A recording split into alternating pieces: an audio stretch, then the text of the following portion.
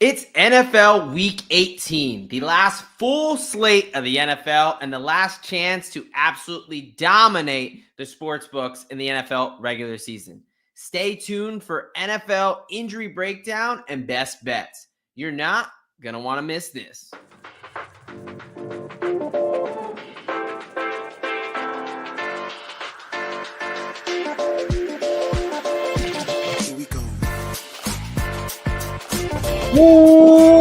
Welcome, Degens, far and wide.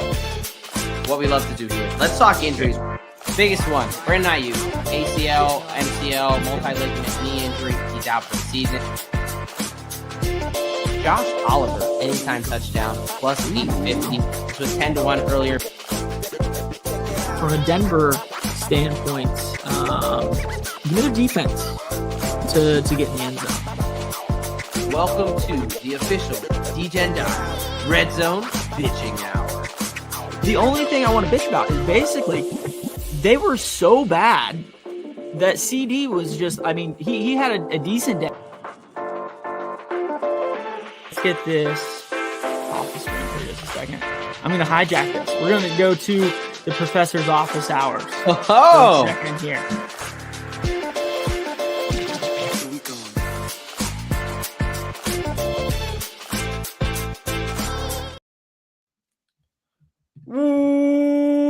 Welcome, Degens, far and wide, to another edition of the Degen Docs. What is up, folks? Look, last slate of the NFL season, and I am so jacked up, I forgot to do the read. So here we go. This NFL Week 18 injury breakdown and best bets edition of the Degen Docs on the Sports Gaming Podcast Network is brought to you by Underdog Fantasy. Sign up with promo code SGPNDOC to get a 50% deposit bonus up to $1,000. We're also brought to you by Rhythm, the leader in data-driven picks and props. Get your 7-day free trial today by going to sportsgamingpodcast.com/RITHMM. Ooh, welcome, Degens, far and wide, to another edition of the Degen Docs. That's damn right. I did it twice because I'm hyped, man. NFL Week 18, the last full slate of the NFL season. Look, I am your host, one of your hosts, the OG Degen Doc, but more importantly, I am joined by my co-host, my brother in degeneracy, Mr. Derek Bennett, a.k.a. Professor Locks. How are you doing tonight, brother? Oh, not too bad. Thursday, Week 18. We don't have a game tonight, which is weird. No game? But we didn't have an NFL game, but the Catholics got it done. Let's have a couple cheers here. I'll let you say a cheers to your team over there. You might as well go ahead. Cheers to your. The Buckeyes have looked okay the last couple weeks too. They've looked okay, but more importantly, cheers to Notre Dame for taking down the Georgia Bulldogs. As a Florida fan, absolutely grateful. And cheers to all you folks for joining us. Thank you for joining us here. Week 18. This is going to be a fun one. Like Derek said, no Thursday night football game that we have to run up against. So we've got time. So we're going to spend our time. We're going to go through. We're going to talk a little college football playoff. We're going to talk Week 18 big picture because it is not your normal week, folks. No. We got teams that are quote-unquote tanking, which, being a Giants fan, I don't know if that exists anymore. You got teams with a lot to play for, teams with nothing to play for, guys with incentives. There's a whole bunch, but we're going to do our banged up bets as always. We are going to do our underdog play of the week. We're going to do our fastest 3 minutes injury breakdown, and then we'll spend some time with our last regular season best bets of the season, and of course, finish with the Degen Parlay. So we've got still a bunch planned for y'all. But yeah, man, let's get right into it. Let's talk this college football playoff. Obviously, your Ohio State Buckeyes. I was wrong, man. I saw the Tennessee win coming from a mile away. You had a freshman quarterback making his 5th collegiate road start. Hostile environment. They've got a lot to prove. I didn't think Tennessee was that good in general. But this game against Oregon, final score, that was domination. As much as I don't like the Buckeyes, unanswered points in the first game. It was, that was brutal, right? I incorrectly picked Oregon. I thought that they were at least at the minimum going to keep it close. And wow. I mean, they dressed it up a little bit, 41-21, but Yep. I mean, I stopped watching at the end of I think before the first half. I'm sure you were enjoying it. Like, I think that was probably the biggest blowout of this round. Oh yeah. No, I watched pretty intently the entire first half, and then probably midway through the third quarter, I still had it on. I was still watching throughout the entire game, but yeah, that game became pretty much a snooze fest. Yeah. Really, with Oregon going down, scoring at the end of the half, coming back out, scoring again. All of a sudden, it became like a little bit of a game. You still had a 20-point lead, but like, as soon as Ohio State went down and scored to match Oregon's second half score, it was a wrap. I mean, you could just get whatever you wanted whenever you wanted. I mean, 4 you plus just 2 turn it down all day, baby. Emeka Egbuka, and then Jeremiah Smith. I was talking today, man, with somebody at work, and Jeremiah Smith is an absolute dude. Like, Ryan Williams came on the scene early, great game against Georgia, acrobatic catch. Sure. But this Jeremiah Smith guy, first of all, he's fucking huge. He's 6'4", 225, 235, something like that. I mean, he is a built dude for a 19-year-old. Yeah, man, you guys definitely have. He's built like Megatron or Julio Jones, but he's 19. That's just insane. I mean, absolutely insane. But hey, we have another dude that put his team on his back and almost upset the Texas Longhorns too in Scatterboo. What a game that kid had. Are you kidding me, man? Like, to be thrown up on the sidelines, needing IVs, whatever he had to do. But and there was people just like Ashton Jenney. There was people shitting on him for being a lower grade program going up against a real defense. Yeah, they definitely struggled in the first part there. But man, once he threw a passing touchdown, he had a long receiving catch. He had a running touchdown. I mean, the dude was just a absolute dog. I don't know how any NFL GM looks at that guy and doesn't want him on your roster. Am I drafting him in the first, second round? No, of course not, right? But I mean, dude, as a later round draft, he's worth a flyer. Absolutely. I mean, we'll see where his evaluation kind of guts at with the running backs, typically being lower, but anything past the fourth round, I think is considered a real steal for Scatterboo. Yeah, I mean, he'll probably go to the combine running, a 4.6. Yeah, it doesn't matter. Exactly. You can't get that guy down. It's absolutely crazy. He's definitely someone who's going to fall when we talk about the draft and the metrics and stuff and all that stuff that the nerds care about. But, anybody who watches the tapes, this dude is a ball player. I don't know how you couldn't want him. So, yeah, definitely some fun guys to watch. But we will stop talking about the minor leagues in a second because as a Florida Gators fan, look, I know I'm repping Army football, of course, Army football. If you're going to lose during the regular season, you might as well lose to a potential national champion in Notre Dame. So there's the angle there. But more importantly, I hate Georgia. Went to the University of Florida, Florida Gators alum, Florida Gators fan. DJ Lagway has made my mental health greatly improved in college football. But Trevor Etienne transferring to your rival to go try to chase a ring, that's what you fucking get.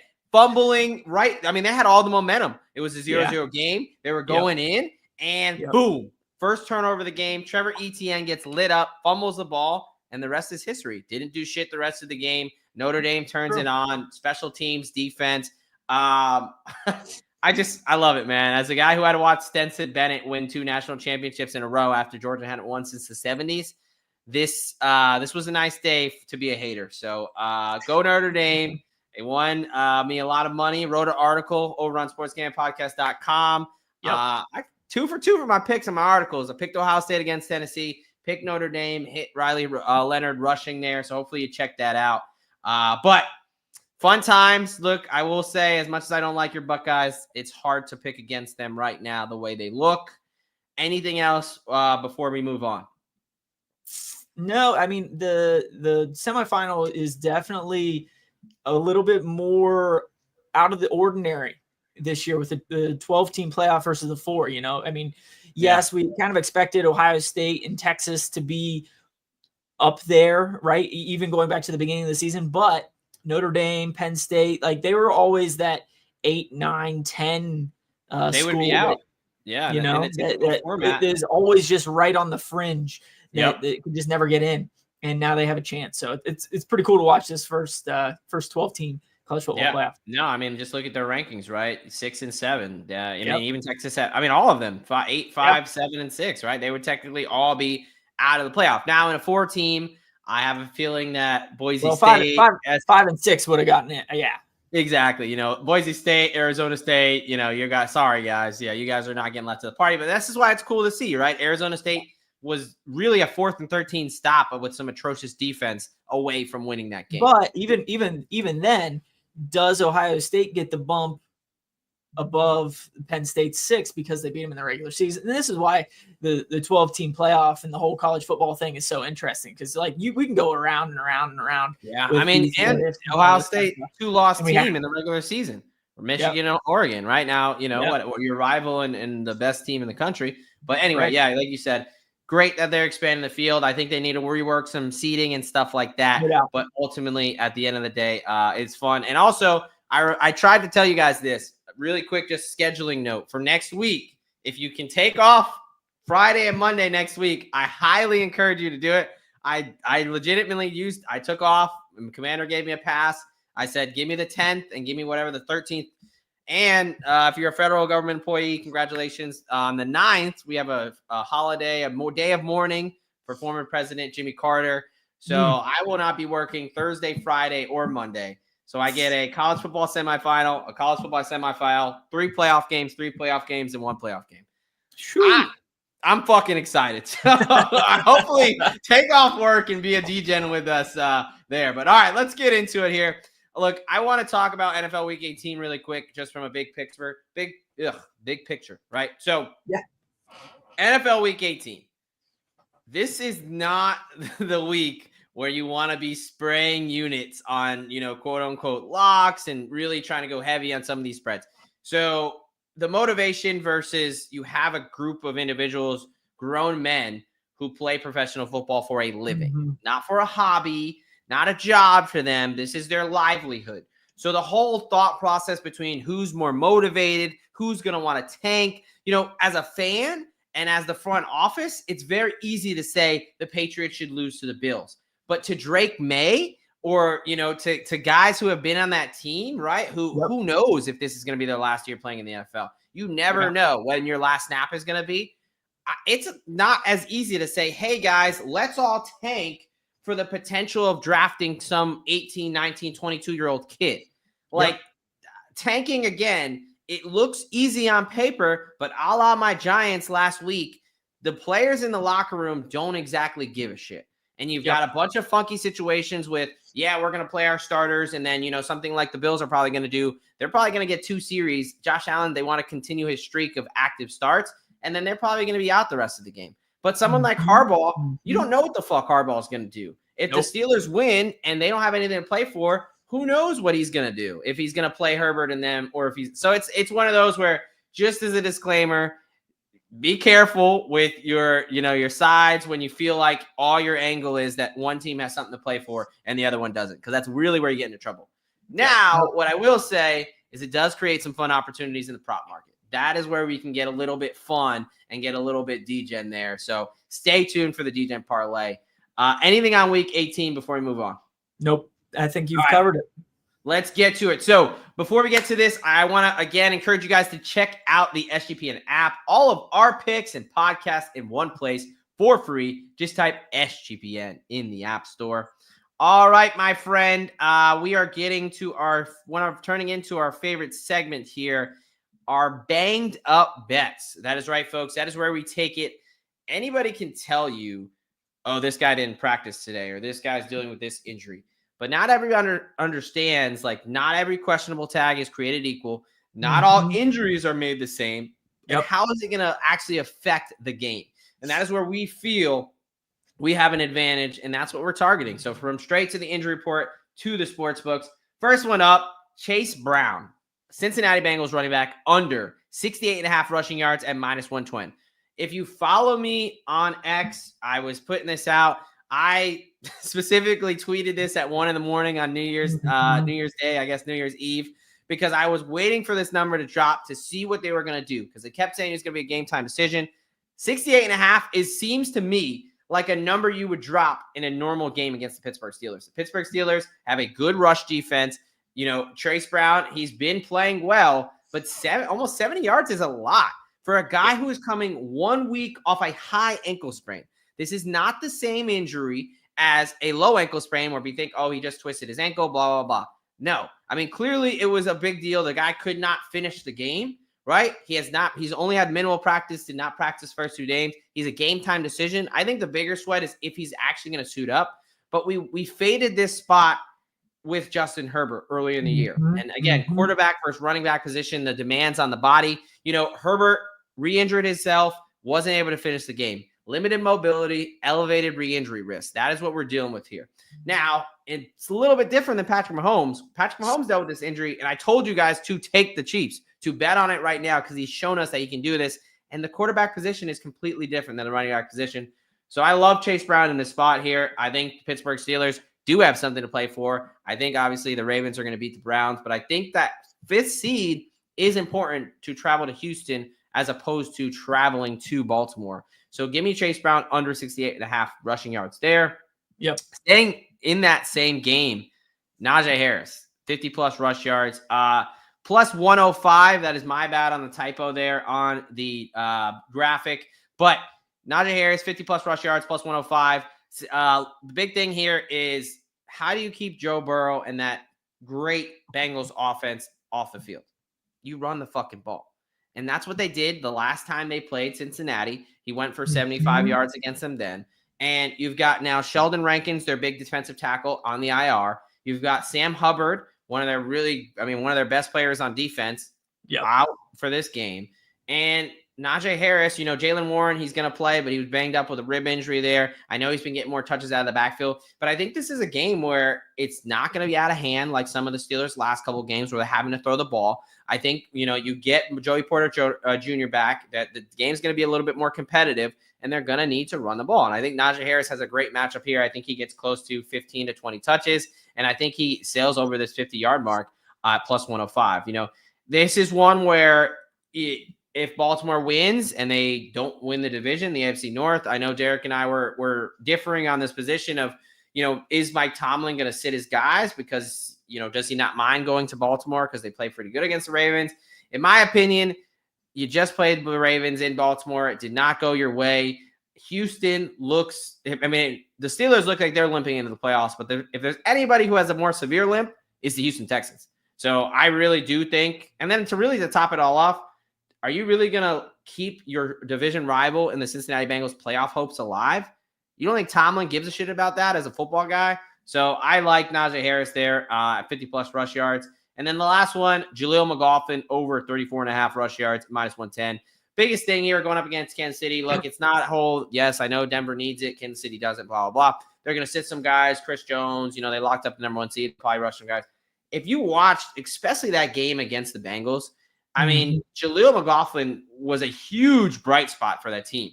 At one point, he was averaging over 7 yards a rush. When they went down and scored one of their touchdown drives, they finally got him going. That offensive line has been good, opening up some holes. Kansas City in general has a better secondary. So, with some backups in, I really like McLaughlin on the ground there, over 34.5 rush yards. I think he is clearly the more explosive back, the better back of that Denver kind of trio there. And I think Sean Payton is starting to realize that. So I like McLaughlin there a lot in this spot. Give me over 34.5. All right, my friend, what do you think? Any thoughts before we move on? Yeah, before we move on, I absolutely loved your first two. Chase Brown, even before we jumped on here, we were texting back and forth, and both of us were fighting over Chase Brown's under. With a high ankle sprain, we expect him to at least give it a go. If they don't win, they're done anyways. So we expect him to try to give it a go, but I wouldn't be surprised if he's one of those just late round scratches or late scratches that he just can't go.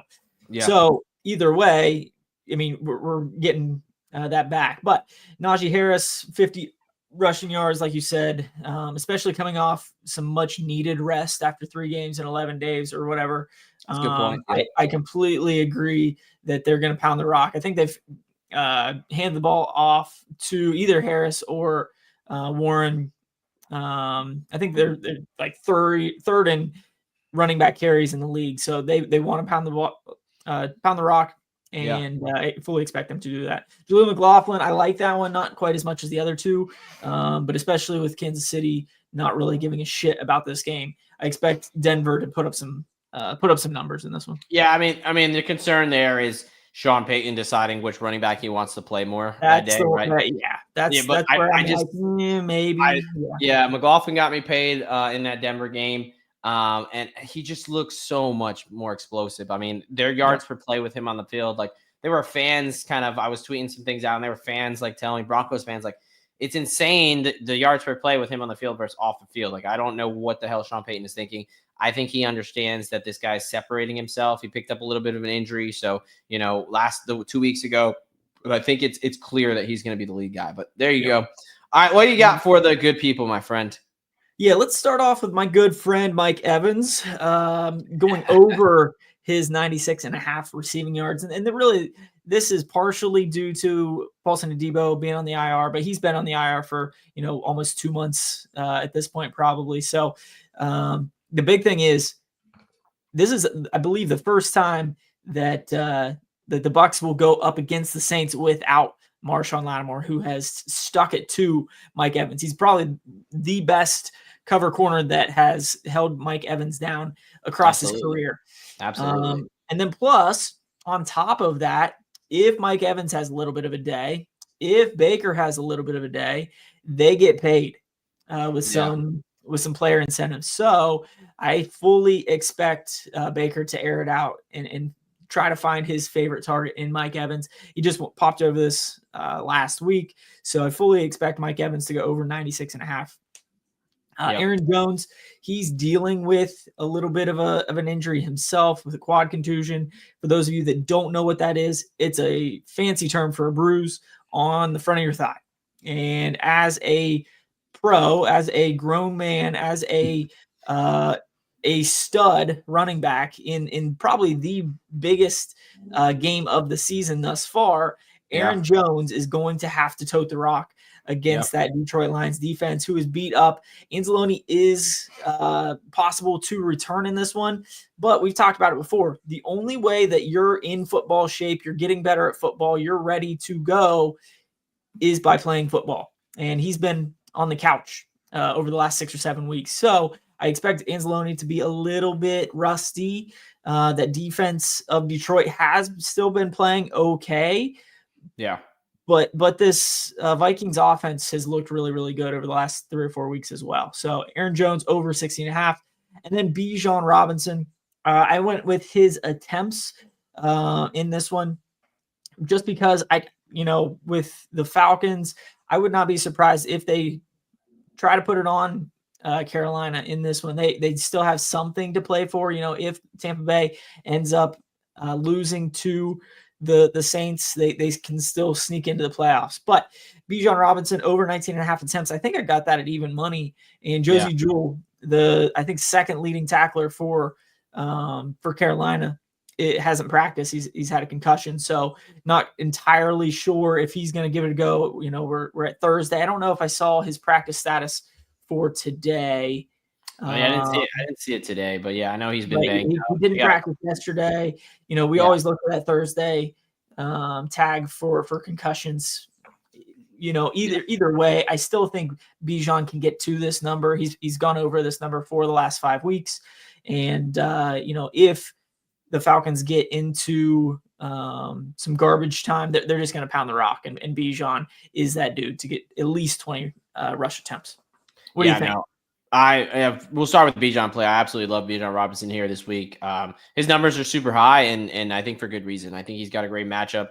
I think, looking back at that Washington game, we were both on Washington, where we got a decent size investment on the Bucs to win the South. So this is a big game for us, not only our lock, but, and I don't know why the fuck they got away from Bijan Robinson.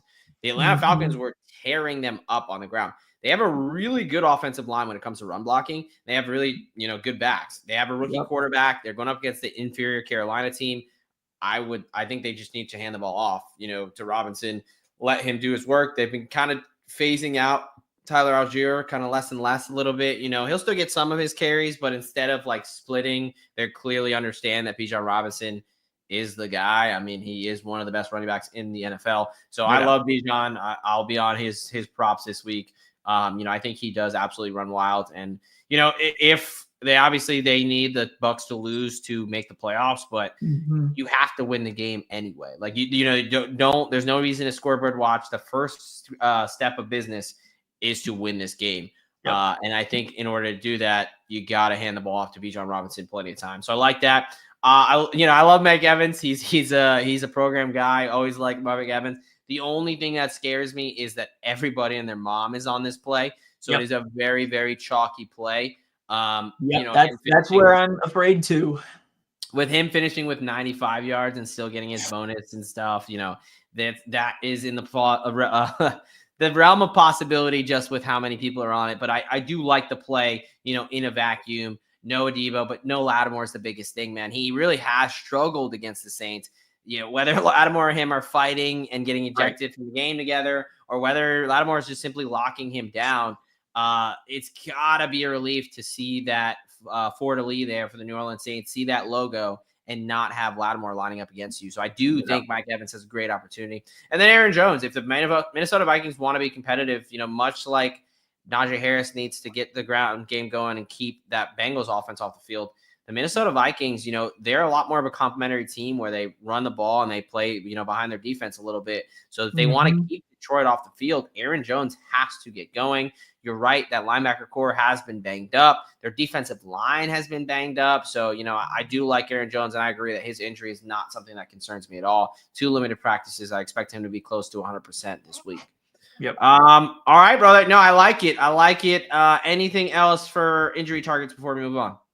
No, I think that really covers it. And this is where, it would be interesting. Maybe next year we throw in an incentive up bets or something like that, because some of those can be kind of fun. But you also have to think of some of those guys, because people are resting due to injury or whatever for those playoff teams. Start looking at those second string, third string guys to have a little bit of a day. Yeah, and we'll get into some of that in the DGen. I know I get into it for my DGen. Yep. All right, folks, we are going to move on and moving right on over to Underdog. That's right, our friends over at Underdog Fantasy. Underdog Pick'em, one of the biggest menus in all of sports, always making it easier for you to win with profit boosts and gimme pick'ems, discounts. They got it all. Also, playoff best ball. That's right, playoff best ball is live. I know I've got a couple bullets in there. $2 million up for grabs for just a $25 entry. We're doing a Monday show next week. We're going to go over some preview stuff. Who knows? Depending on what we get to, we might throw in a quick Underdog playoff best ball. $2 million, not too shabby, right? So we'll see there. But look, they got NFL, college football, college basketball, MMA, NBA, NASCAR, anything you could think of, they've got it. So go ahead and sign up with promo code SGPNDoc to claim your special pick and first-time deposit offer up to $1,000 in bonus cash. UnderdogFantasy.com, promo code SGPNDoc. And, of course, we love Underdog so much, we are giving you our Underdog Pick'em of the week. I will let Derek start us off with the first two because he just talked about the first one, and then we'll go from there. Yeah, let's go Bijan Robinson higher than 95.5 rushing yards. If he's going to tote the rock 20 times, there's no way he gets under that 95.5 rush yard number. J.K. Dobbins, let's go higher than 75 or 76, 75.5 rushing yards. There's a couple things here. The Chargers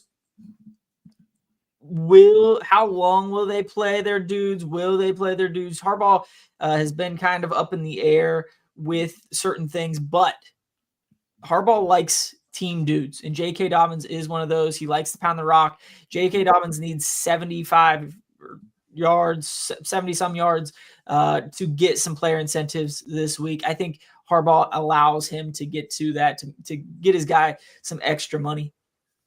Yeah, JK needs just about 60 or so. But yeah, I agree. I think he's got a good matchup against Las Vegas. And, they could be playing for the 5 seed, which you don't think is as appealing to the Pittsburgh Steelers. But I think it would be appealing to a Chargers team. If the Bengals do beat the Steelers, they have everything to play for. If not, that's where motivation gets questioned. Does he blah, blah, blah? And it's just really hard to predict what that is. But 75 yards against a bad Raiders team in the first half, even in my opinion, is very doable for J.K. Dobbins. So I don't think Harbaugh wants to go into the playoffs off an L, being an old school coach. Cortland Sutton, higher than 69.5 receiving yards. A little bit more into the incentive realm, right? He needs, what is it? I think 70 yards or so. He needs 82 yards to hit a $500,000 incentive. Wouldn't it be nice to just say, I just got to have a good game and I get an extra $500,000. Even for me, if I had a nice day at work, an extra $500 would be nice. I'm saying, yeah, like I get a really good manipulation or I get some good patient satisfaction. Exactly. Feedback. Yeah, man, here's $500,000. I don't think the government's going to be throwing that my way anytime soon, but might as well float it out there. But yeah, Cortland Sutton, I mean, look, and it's a combination. They have to have it. They have to have this game. They're going to have to rely on their number 1 wide receiver. We already know the Chiefs are going to be resting some dudes. Even if they weren't, I do like Cortland Sutton against, really any secondary. He's their go-to guy, and he's someone that's reliable. Bo Nix needs to rely on his guys to get this dub and get them into the playoffs. So we got Bijan Robinson higher than 95.5 rushing yards. J.K. Dobbins higher than 75.5 rushing yards. And Cortland Sutton higher than 69.5 receiving yards.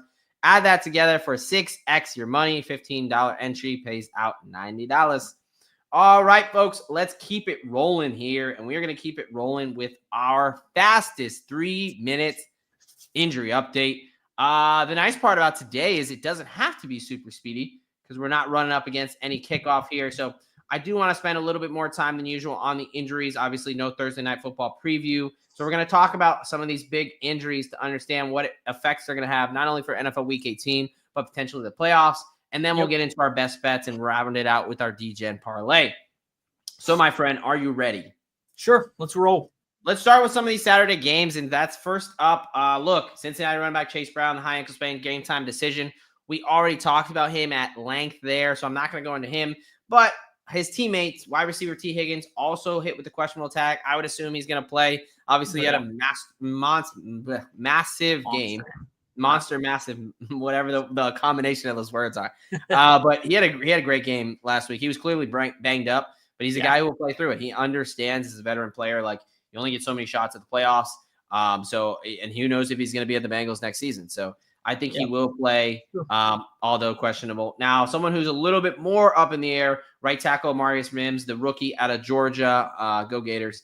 But he picked up that hand injury. Now he's a game time decision. We already talked about how Sam Hubbard and Sheldon Rankins will be out for the defense. He may hope that he's not playing with TJ Watt on the other side. Mm-hmm. Just a thought. He might, it's in the Georgia blood he might try to transfer out and hit the transfer portal once things get hard. So who knows? What do you got? Where did we leave off here? Let's talk about Pacheco. Yeah, let's talk about Pacheco. Why not? The dude's been beat up all season. He now has a rib injury. Hasn't practiced all week. There's no way they're having Isaiah Pacheco suit up for this one.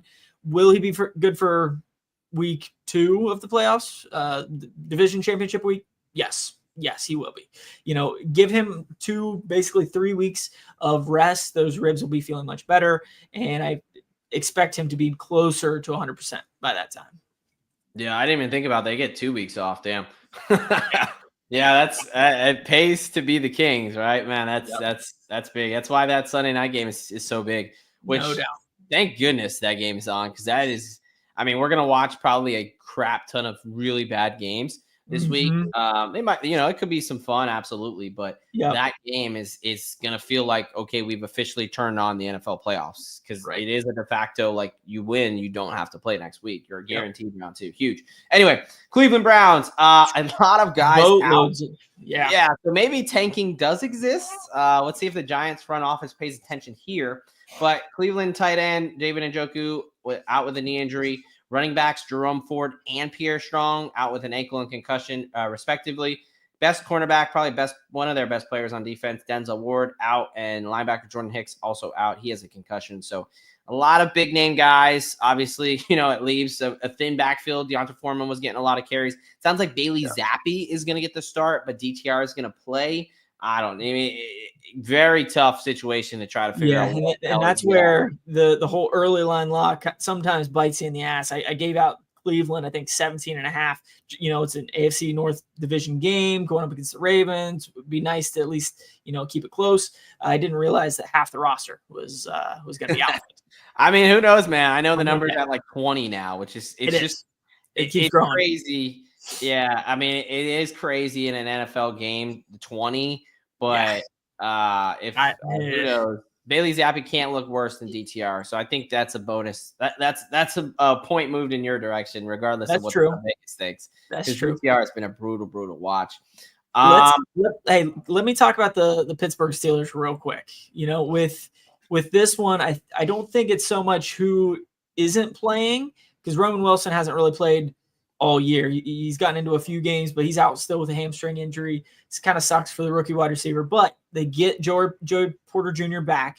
Mm-hmm. Their defensive secondary is finally fully healthy, with Jackson and Elliott and those dudes being down a couple weeks ago, and then Joey Porter Jr. not playing last week. It's been very hard to watch from a Pittsburgh Steelers defense standpoint. Just because they are that good when those dudes are on the field, and they just haven't been. But they should be at full strength come Saturday. Yep, exactly. Over to Green Bay. They're at home taking on the Chicago Bears. Wide receiver Christian Watson, they told us it was a minor injury, knee injury, no real concerns. Didn't give a diagnosis. Really thought there was a good chance he was play the following week. He still hasn't practiced since the injury. Probably that damn hamstring that keeps. They figured it out. Hey, they finally looked at asymmetries in the most basic format of strength conditioning. Yeah. But look, obviously, I can't imagine they're going to roll him out here for Week 18 in a game where, yes, they could potentially move up to the 6th seed if Washington loses and they win. Yeah. But you're in the playoffs. I don't think they risk it there. And same thing with linebacker Quay Alexander, still not practiced off his ankle injury. He's a huge part of that defense. So these are big injuries on either side. For this game in particular, I don't think they're going to put emphasis. They're going to, rest these guys for the playoffs. So I wouldn't expect them. But here's an injury I want to spend a little bit of time on. Indianapolis Colts quarterback Anthony Richardson. I want to pull something up here that I saw that kind of put some red flags on my radar. I was curious your thoughts. So, he didn't play last week after not practicing. There was reports that he was going to play. It says Colts quarterback Anthony Richardson revealed that he was unable to walk and had to crawl around his house due to a lower back issue last week. An MRI later showed a disc problem that got triggered the wrong way. Richardson said he feels much better now. I'm standing up. So, all right. I don't want to kind of make it sound worse than it is. I don't want to catastrophize the situation, right? Imaging in the low back can be very hit and miss, right? They can find things that don't really correlate, yada, yada, yada. Yep. But my concern is that, you have a 22-year-old franchise quarterback that has never finished a year in his essentially, life since it's been tracked all the way back to college, really even back to high school. He's never finished a season healthy. And now you add in this kind of structural component to the lumbar spine.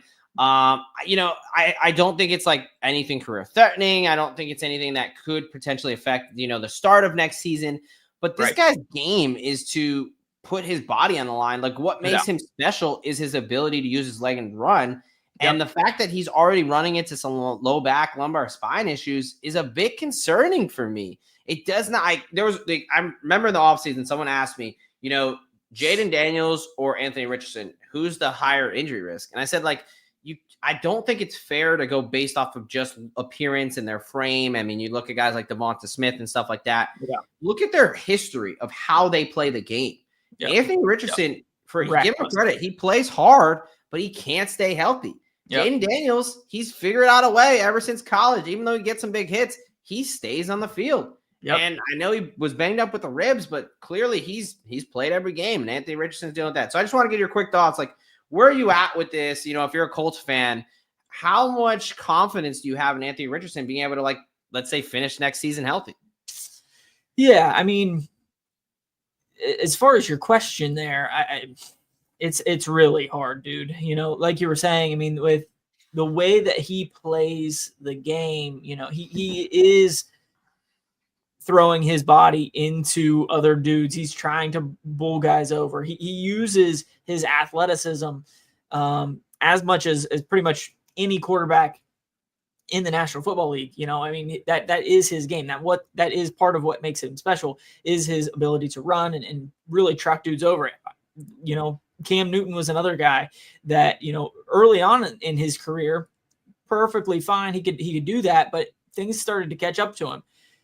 In this situation, this is a 22, 23-year-old guy that has already gotten to that point, so it's one of those things that, like you were saying, not super concerning, even probably necessarily a month from now, let alone the start of next season. But a 22, 23-year-old guy with pretty, I'll say, fairly severe lumbar symptoms, if he's not able to stand up, if he's crawling around on his floor, that's not a back spasm. That's not necessarily, if I were to get an MRI on my back, I wouldn't be too surprised if there was a bulging disc in my back. I don't have that low back pain. Yeah. MRIs are notorious for showing things that aren't necessarily symptomatic. Yeah. But in this case, it's concerning that, like you said, there's a history now. There's things that keep popping up over and over. And I mean, the symptoms match the imaging in this case, right? Yes, exactly. Exactly. Based on the report, obviously, we're going to assume that this reporting is correct and things like that. So, but yeah, no, I just think it's a thing with how recurrent low back pain is, how often, once you open up that cycle, I can imagine some of the listeners, if you've ever had low back pain, like, it's something that if you're not very diligent about it, it can very easily come back. And even if a professional athlete is diligent about it, he takes hits for a living. That is his profession. It is to get smashed by dudes who are massive, right? That's what he does well. Like, he does good running the ball. So I just thought it was an interesting topic. Obviously, in the offseason, we'll have much more time to discuss things like that. But I just wanted to bring that up. But we will continue on. We will pick up the pace here with a couple of these updates. Let's go with Washington. Austin Eckler looks like he might return for them in the Commandos. Full practice with a concussion. But Tyler Biadasz and cornerback Marshawn Lattimore have not practiced. The expectation would be that they're not going to go. The other team where it's going to be some guys that are probably not going to go, Alvin Kamara, Derek Carr, and Kendre Miller, all no practice. But Chris Olave, full practice. He had a full practice last week, but did not play. Yeah. So we'll see if they throw him out there, but it looks like no Carr, Kamara, or Kendre Miller. So clearly, another week of Spencer Rattler. Yeah. Let's go down to Tampa Bay. Cade Otton, is dealing with that knee injury. He has had a limited practice as of yesterday, first practice since his injury. So, will he be out there? Very, very much probably so. What will Cade Otton be able to give him? We'll kind of see. Yeah. Antoine Winfield dealing with his knee. He is finally upgraded to a limited practice as well. Another chance for a guy that hasn't been out there for a few weeks to return and really help that Tampa Bay defense. Yeah. I mean, these are guys this is their first practice since the injury. So this is more big for, this week, potentially. I don't think they're going to be leaned on too heavily. Right. But as we ramp up to the playoffs, if Tampa Bay as 14-point favorites is able to secure the win and get into the playoffs, these are guys that are going to be massive for them. So it is just a good sign that they're trending in the right direction. And over to Tennessee, Tony Pollard, limited practice, after not practicing. His ankle, he's been managing all season. He really picked up the flu, so that was kind of the big reason he got ruled out last week. Tyler Boyd still dealing with his foot injury. He's kind of been in and out of practice, been able to play kind of all season. Yeah, somebody that kind of sucks to pick up a concussion when he did. Justice Hill, we're talking incentives. He was getting pretty close to a nice payday this week, but he's going to be out with a concussion and dealing with some other sickness kind of stuff.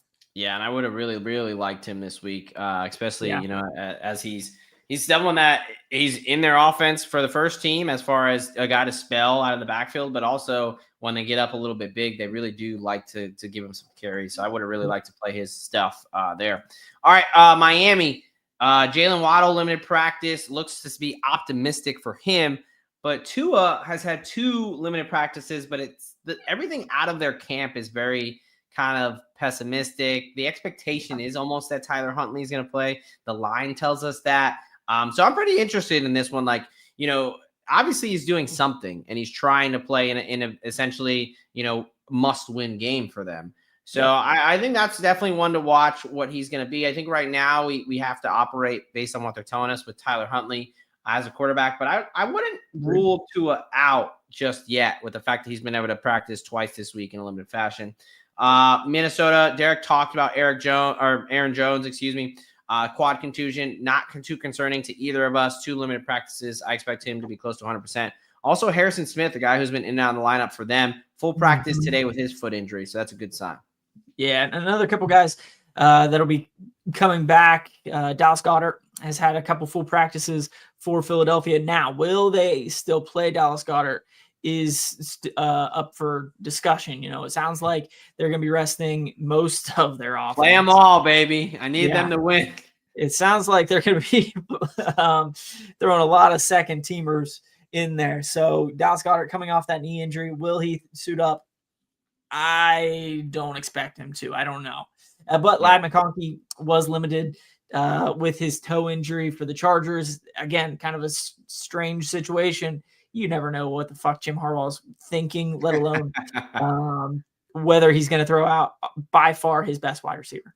Yeah. A couple other ones here. San Francisco, a bunch of guys out. Brock Purdy's not going to play. Nick Bosa is not practicing. Deebo Samuel's not practicing. George Kittle's banged up. I mean, we already know we're going to get Josh Dobbs. Who knows what else? I mean, obviously no Trent Williams. So it's going to be hard to trust San Francisco. It seems like last week was kind of their Super Bowl, which, speaking of last week, I hope you tailed last week, man. That was a fun Monday night game. It was an over's better's dream. Hit on 3 separate ladders. Ricky Pearsall, George Kittle, Brock Purdy, couple 11-1, 12-1, Kyle Juszczyk touchdown, plus 750. That was a very good night for the show. So hopefully you tuned in and tailed on Monday. But moving on to Las Vegas, running back Amir Abdullah. Unfortunately, 2 straight DMPs after he had a career day as the RB1 there for Las Vegas. So they'll have to figure out where they're going to go to. Probably Alexander Madison will be the next guy up. And then Carolina, running back Miles Sanders, coming off his ankle injury that put him on the IR. He had a full practice Wednesday. It looked like he was going to be the guy with Chuba Hubbard out, but he got downgraded to a limited practice. That's not what you want to see for someone trying to return off IR. So a bit concerning there. It might be Mike Boone and Raheem Blackshear again. And then cornerback J.C. Horn is not practicing with his hip injury. Looks like he's going to be out. All right, why don't you finish us off here? Sure. I already mentioned Alex Anzalone expecting to return. He's had a full practice coming off of that forearm fracture. But Jack Campbell also coming off his rib injury is back to practicing. So that Detroit linebacking crew should get a little bit of help. And really, Detroit, we've talked about being beat up throughout the entire season. They're starting to get some of those dudes back right at the best time. So those guys should be back and should be able to play Sunday night. Christian Gonzalez, New England cornerback, hasn't practiced so far with his concussion. One of the best corners in the league, if you're asking me. In a game that really doesn't matter, will Christian Gonzalez suit up? To be determined. But Drake May, dealing with that right hand injury, so far has had a couple limited practices. Everything coming out of New England, they expect him to play. Although Joe Milton is slated to suit up. So we'll see how much Drake May gets rolling here when you got a literal cannon standing on the sideline. To round us out here, Derek mentioned it. Philly's going to sit a lot of guys. Quarterback Jalen Hurts is not practicing with his concussion. Kenny Pickett is neither. I'm not too concerned about either guy. I think they'll be fine for the playoffs. They were never going to play Week 18 anyway. It'll be Tanner McKee, and I hope somehow, some way, the real Drew Lock comes out. And I was going to say, Drew Lock, Tanner McKee. Tanner McKee by a mile. I don't hope know for this week. don't I know. need it. I need it, man. I can't take Locke's another win. Locke's trying to find another starting job next season. Yeah, apparently, fucking asshole. He could have done that when we actually needed to win. But anyway, all right, moving on. We've got our best bets and Degen Parlay coming up. But before I do that, I got to tell you guys about our friends over at mybookie.ag. That's right, mybookie.ag. They were back with us when we just started as in SGPN. They are one of the OGs of the network, mybookie.ag. Head to mybookie.ag, promo code SGPM for a 100% deposit match up to $1,000. And even more important, a $10 casino chip. Every DGen, we've all had this opportunity. $10 in a dream, baby. That's all we need to make it big. So head on over to mybookie.ag, promo code SGPN. We're also brought to you by our friends over at Rhythm. That's right. Every week, every Monday and Friday, we talk to you about football and we talk to you about models. Now, hopefully your spouse isn't listening because, yes, we talk about that together. This is a sports betting model. It is the #1 AI-powered sports betting platform that helps bettors of all levels with the ability to build custom predictive betting models in seconds and get predictions for betting on money lines, spreads, totals, and props. You can build your own model or copy one of the top performing models from the leaderboard or have Rhythm build a model for you. You can also name your model if you want to really make it personal. I don't know how in-depth you want to get with the AI and the robots. You see Cybertrucks are blowing up left and right. Maybe it's a good time to get hooked up with some robots there. So claim your 7-night free trial today by going to sportsgamingpodcast.com/rhythm. That's sportsgamingpodcast.com/RITHMM. All right, my friends. The last one of the NFL regular season, we are working into our best bets. That's right, our Docs prescription, the 4 best bets that we already have money on and we feel the best about for this week. I will kick us off for NFL Week 18. I'm going to start us off with a division rivalry game that, yes, it doesn't matter to one team, but this is the National Football League. Every game matters. You never know when your last snap is. And you have a rookie quarterback that needs some success going into the offseason. So give me the Bears +10 at Green Bay. Josh Jacobs has already came out and said he doesn't expect to get a full workload. He was limited in practice. So was backup Chris Brooks for them. No Quay Walker likely. No Christian Watson. This is a situation where if they win, it doesn't guarantee anything. They need Washington to lose as well. They're already locked into the playoffs. I think that they're going to really, play it pretty conservatively here. They lost a hard-fought game to Minnesota. I mean, even when these two teams were playing at full strength, full go, this was a 3-point game where the Bears missed a walk-off field goal. This was one of those games that was very tight. It's a division game. I think that the numbers too much of like one team needs it, one team doesn't. Bears coming in relatively healthy. Their defense has really played pretty good. If their offense can really get them some things going here, I think that they're going to really try to make an effort to have some positive momentum for the rookie and Caleb Williams going into the offseason. I mean, we just saw them play an ugly game against Seattle on a Thursday night game, so getting extra rest. But their defense kept them in the game against, a team that was a playoff contender. So I like the Bears. I think just too many points in division rivalry game. I think people are buying too much into the fact that, the Bears don't need it. I mean, Green Bay, do they really need it as well? How much are they really going to be going for that 6th seed when Washington is favored to beat Dallas as well? Miami Dolphins, I've been telling you about this one all week. -1, -108 at the New York Jets. I don't give a damn who they're playing at quarterback. Tyler Huntley right now is a more competent quarterback than Aaron Rodgers. Aaron Rodgers pulled himself out of the game last week for Tyrod Taylor because he was getting his ass kicked too much. Talked about how he may or may not be his final game. He may or may not be doing his darkness retreat. He may or may not. He's going to do whatever he can to make this about him, and he's going to probably have a full-on temper tantrum on the field. The Jets have been a very incompetent team the entire season. No Sauce Gardner. Quinnen Williams is beat up. This is a team that has given up the most rushing touchdowns to quarterbacks.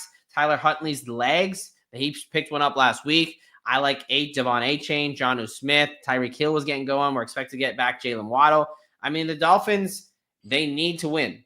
if they win this game and Denver loses, they are in the playoffs. For as shitty as their season has gone, all of that can be corrected if you do your part and get a win. And I think they're going to be, the motivation angle, sure, but they're the better team.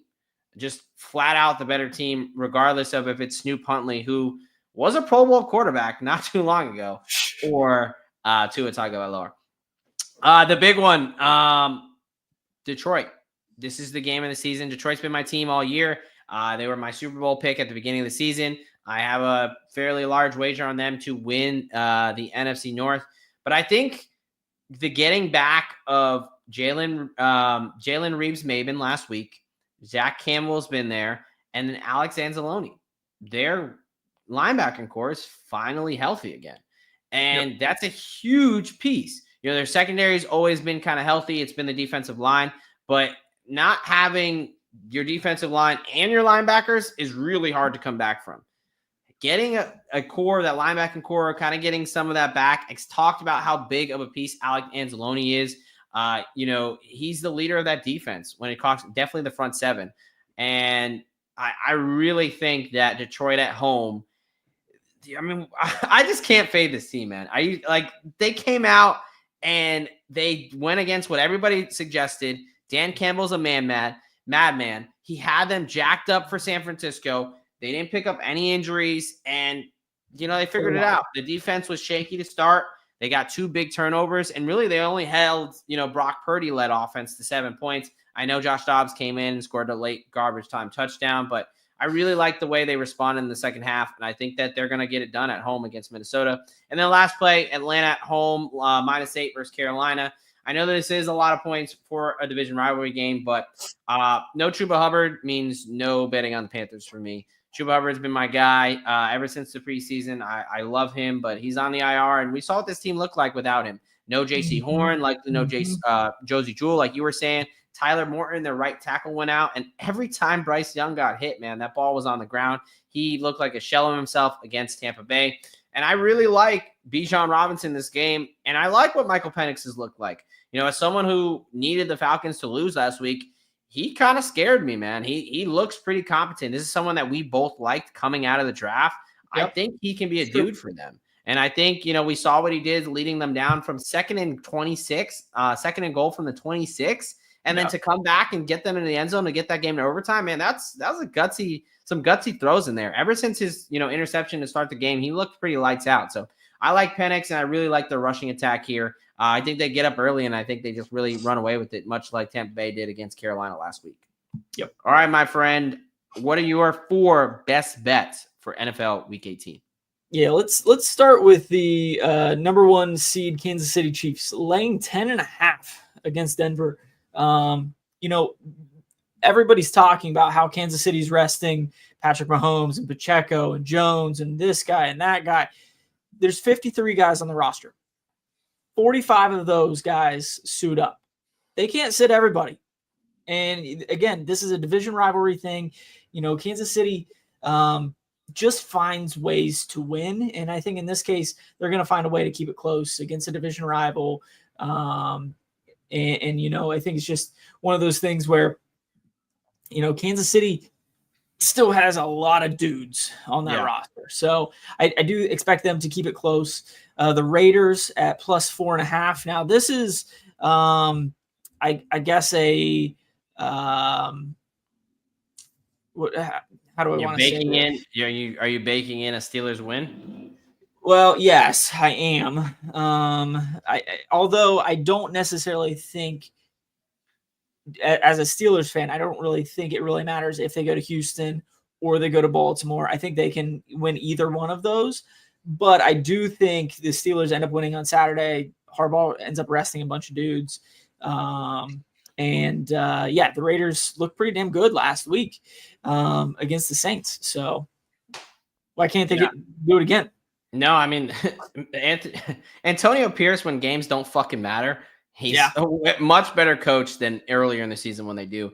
I do want to make a quick note, man. If I like your angle here. I was trying to actually parlay the Steelers and the Raiders money line because it just makes sense, right? Steelers win, they lock up the 5th seed. Sure. Chargers really don't have anything to play for. Antonio Pierce good when it doesn't matter. So I tried to take a Steelers and Raiders money line parlay.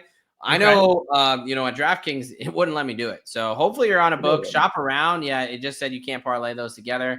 I mean, I don't know how you're going to hang the lines and not, like, I understand there can be correlated, but how are you going to hang a line and not allow me to parlay 2 NFL money lines? Right.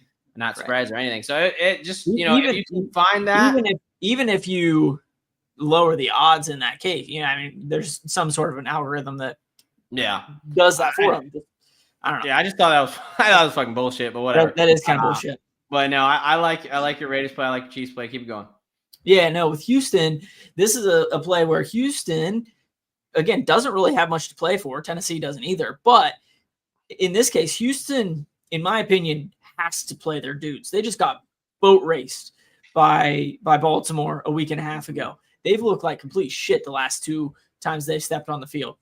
You've got to gain some confidence going into the playoffs, whoever you end up seeing in that first round. I know it's going to be at home, but on the road against the division rival in Tennessee, I just think they have to pick something up in this case. Yeah. And I think, the line is kind of telling me that how long will dudes be playing, who's going to be playing. But I think from a Houston Texans standpoint, you just got embarrassed last Wednesday. It's time to show the kahunas and take out Tennessee, who I think is like 2-14 against the spread all season. They've been god awful. Yeah, bad. And finally, they beat Houston. Earlier this year, so a little bit of revenge. That's one of their 2, I believe. Yeah, exactly. And then Indy, kind of this exact opposite reason. They just got same reason, I guess. They just got embarrassed by the Giants, and people have been talking about how this Indianapolis Colts team absolutely sucks ass. Just lost to one of, if not the worst team in the league. You had McAfee write his, essay about how the Colts suck. I think the Colts hear all that. They come out with Flacco and really try to put it on the Jacksonville Jags. Yeah, so give me the Colts at -5.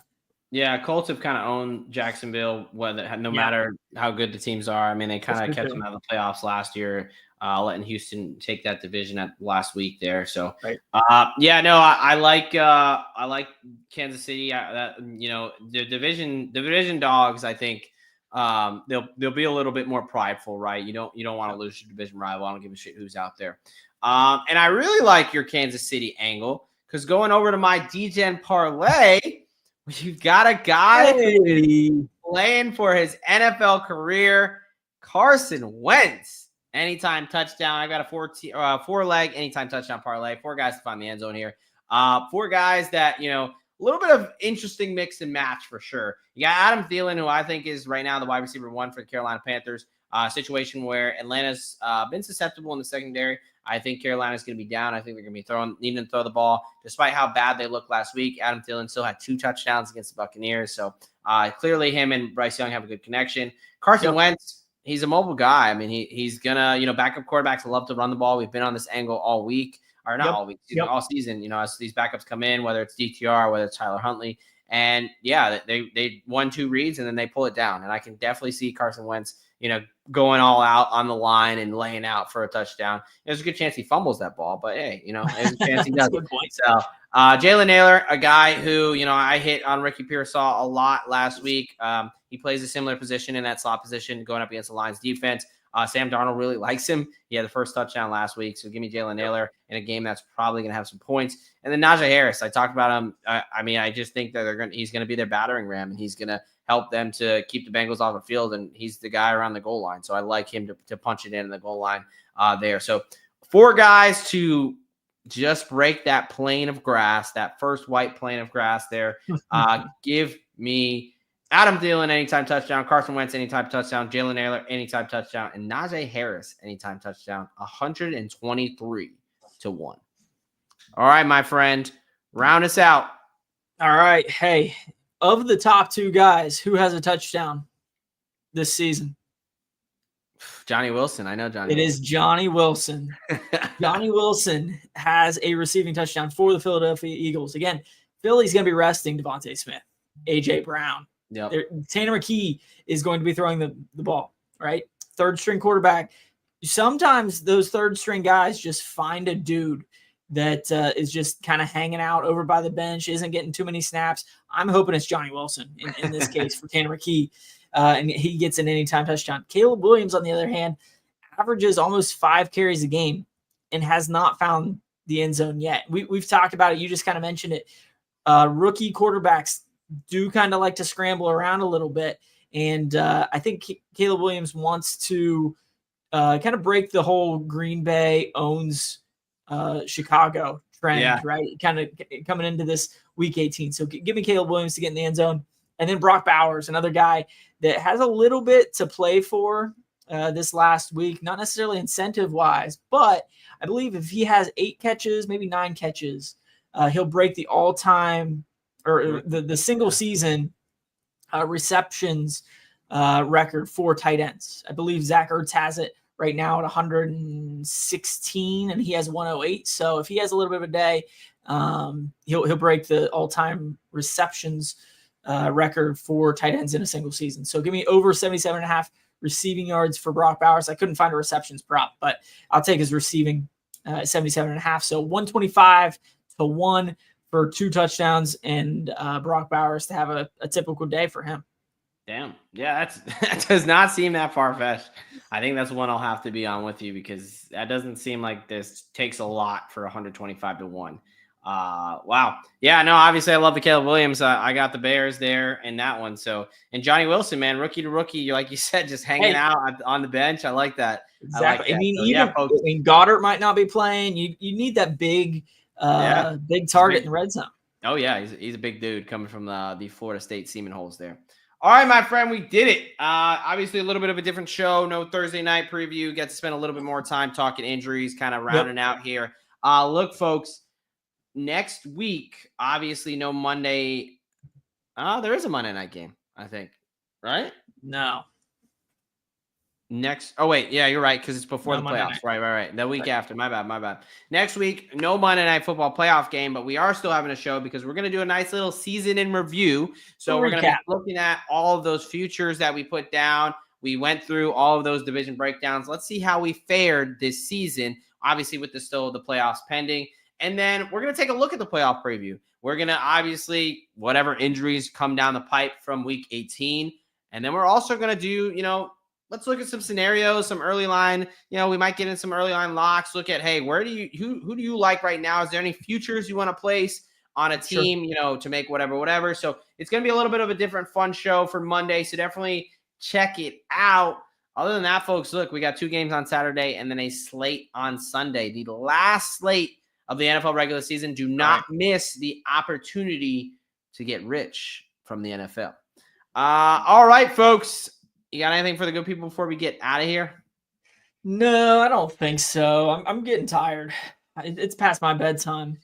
Yeah. I wish he was kidding, folks, but my co-host very much is not.